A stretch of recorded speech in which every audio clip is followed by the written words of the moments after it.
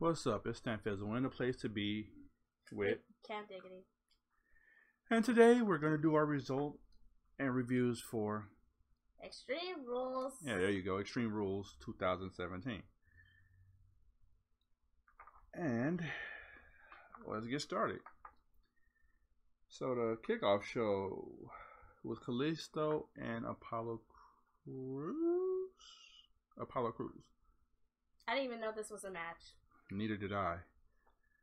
But as it was happening, I decided to add that to my list of matches, and I was right about the fact that I knew Kalisto would win because it just seems like something that would happen. I don't know. I did guess. I didn't know this was a match, so I did not pick. Because Titus O'Neil sucks, by the way. He picked for me. But whatever. No one cares about the kickoff show. Moving along, we have The Miz versus Dean Ambrose. As you all know, anyone who watched the prediction video will know that I knew that The Miz was going to win. This one here wanted Dean Ambrose to win. So much for that. I have no words. All I know is Dean Ambrose will get his title back. Yeah, eventually. But for right now, you gotta deal with The Miz running around acting like he's the ruler of the world. Ugh, I don't really care about him. Or Miz. They both need to leave. It was a okay match. I don't know. I didn't care too much for it. They should go back to SmackDown where they belong. At what point did I start dozing off? It wasn't that match, was it? You dozed off in the Crucible match.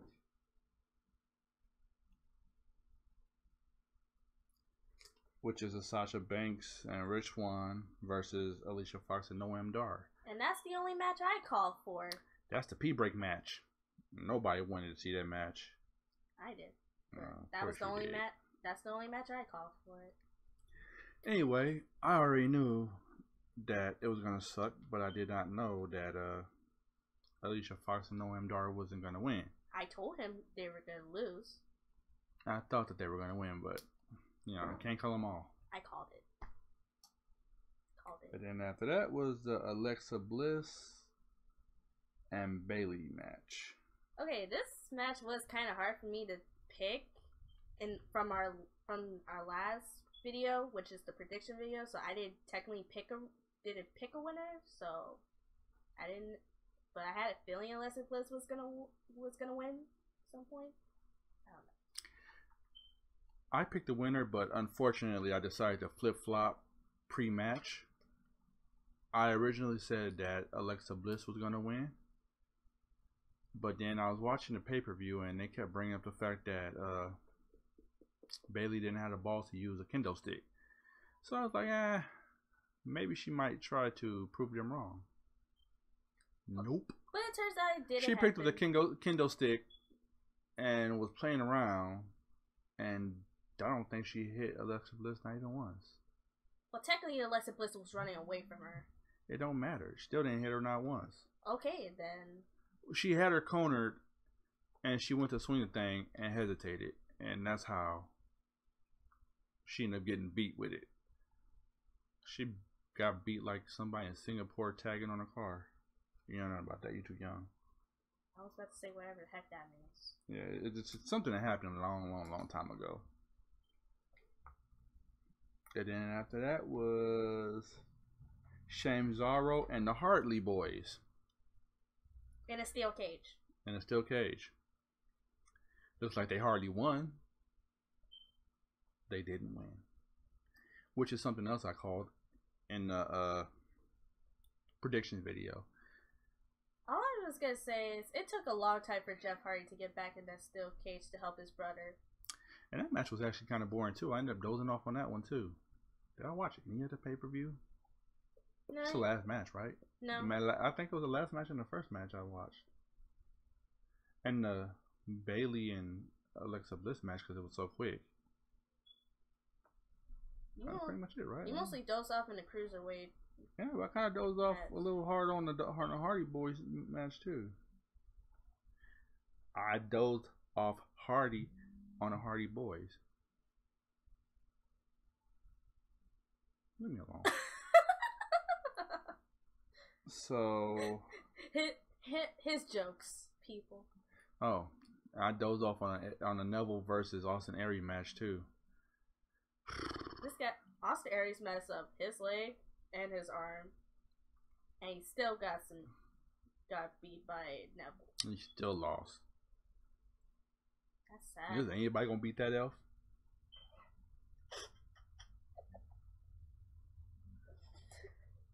I'm sorry. That was funny. The dude looks like an elf. He's short with a big ass head and them pointy ass ears. He looks like Nosferatu. That's old school. You wouldn't know nothing about that. But it sounds disappointing.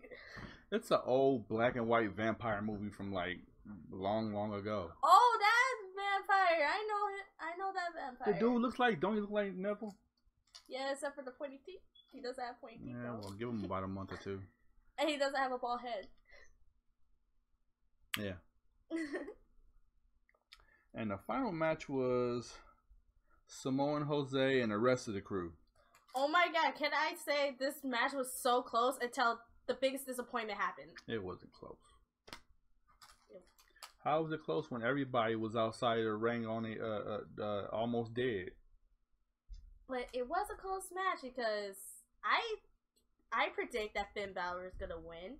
He almost won. He almost pinned Roman Reigns until Samoa Joe ruins it. He just Kamina clutch. And Kamina? I thought it was Coquina. However you say it, I don't know. You mean Kamala clutch? I don't. That fat African dude with the star and the sun on his. Never mind. I don't know. That's old school. You wouldn't know about that. Exactly. So why are you bringing it up? Because it's old school, and I see that now that's going to be my thing. Bring up something I don't even know, and I wasn't even born at the time. You know what? After this, we can Google Kamala. No, we can't. No one wants to do that. I said that Roman Reigns was going to win. But Finn Balor stopped him. He almost won. But Finn Balor stopped him. Finn Balor almost won. And Samoa Joe ruins it. But Samoa and Jose won. WWE decided to give it to Samoa Joe. And just gave it to Samoa and Jose. Gave it to Samoa Joe. Why can't you just give it to Finn Balor? Isn't Brock Lesnar technically a heel? Isn't he in the gray area? I don't know if he's in a gray area because he's a heel. Huh? But he only fights faces. He don't ever fight any heels. Every pay-per-view has always been a face. Which leads me to believe that he's technically a heel. So why would they make a heel fight a heel? I don't know. Ask WWE. They ask their writers. Why would they name a pay-per-view Great Balls of Fire? I don't know. Why are you asking me? This guy asking me questions. Asking your face questions. Anyway, overall, what do you think about the pay-per-view? Out of 5 out of 10. What? No, 5 out of 10. What am I talking about? I'm so sleepy. I'm still sleepy from the pay-per-view. Out of 10, what would you give the pay-per-view? I give it I want to give it a 7, even though 2 of the matches disappoint me so bad. But yeah, I'll give it a 7. I guess everything else was okay. You gave it a 7. I'll give it a 4.5. Yeah, 4.5. And this is, I'm sorry, dude. This is why I have a childhood. I'm sorry, dude. This pay-per-view had me wearing sleepy weepy pants the whole time. Like, I really wasn't sleepy till I started watching. Which match was that? that cruiserweight match, the Alicia Fox and Sasha Banks and Goofball and Gumbag. It gets sleepy. That was so boring. You didn't get sleepy in that match. I did get sleepy in that match. You got sleepy like when you watched the Hardys. No, I was sleepy when I started watching that, and I actually physically got up and laid down when I was watching the Hardy Boys. They were back to back, so you know that shit was boring. So boring. I had more fun not having fun. I'm sorry. Maybe if we're lucky, Money in the Bank might be better.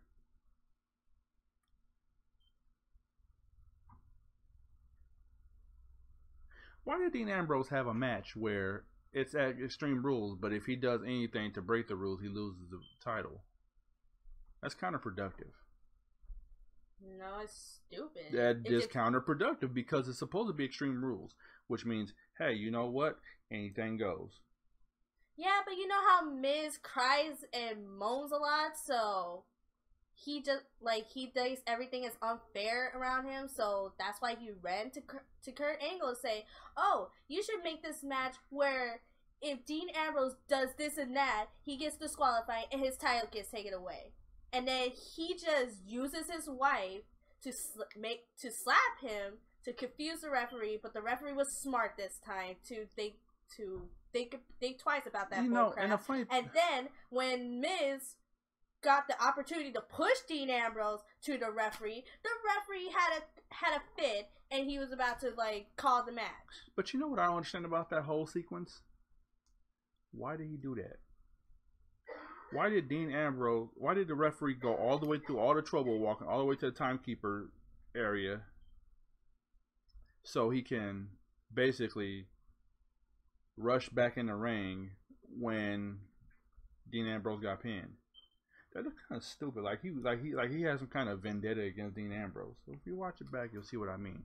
He walked all the way over there, and as soon as Miz did the skull crushing finale, he turned back around, rushed in the ring, and did it and counted him out, or counted the 1, 2, 3.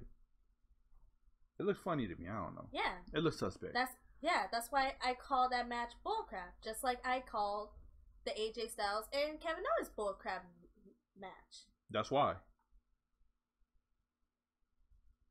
Because the referees doesn't know how to do their freaking jobs. So, anyway, so that's our. You got anything else to say before I end this? Not really. I'm just glad that this pay-per-view is over. Yeah, me too. Like I said, hopefully, my dreams are crushed. Hopefully, Money in the Bank works out better. Yeah. But I'm not gonna hold my breath. But on the bright side, we have 2 ladder matches, and one of them is a all females ladder match. First time ever. So finally, SmackDown's hopping on the bandwagon of doing first time ever female matches. Took them long enough.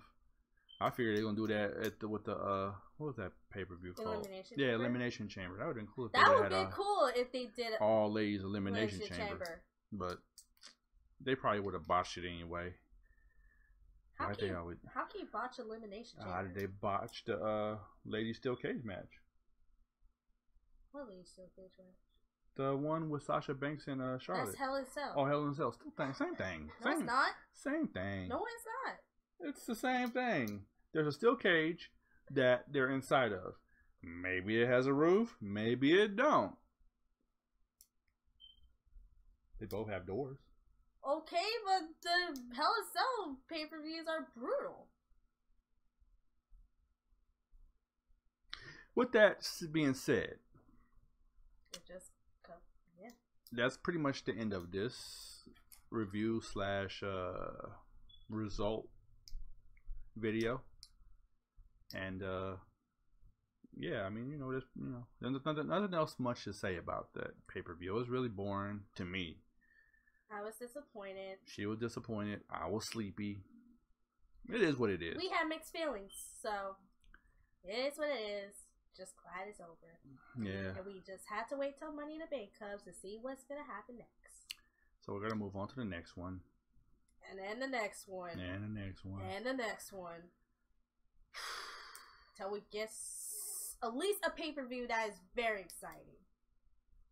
which is probably never gonna happen.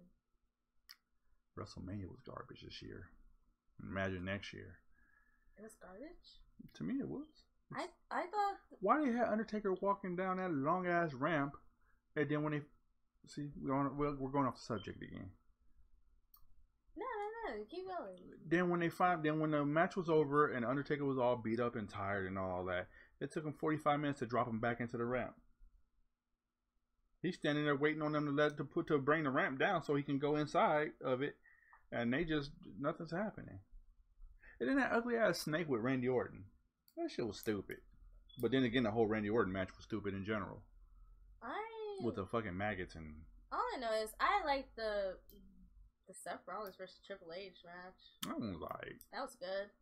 But I can't like a pay-per-view from 1 or 2 matches. I have to like the majority of it. It's like buying a CD. If the CD is whack and only has 2 good songs, what's the point of buying the CD?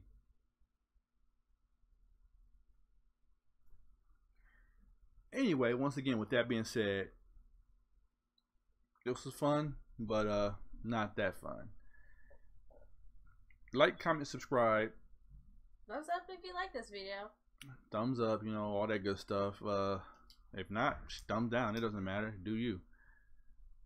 And hit me up on social media. And what about you? You got anything else to say? No, not really. Just have a good night. All right. Good night, y'all. Peace. Peace.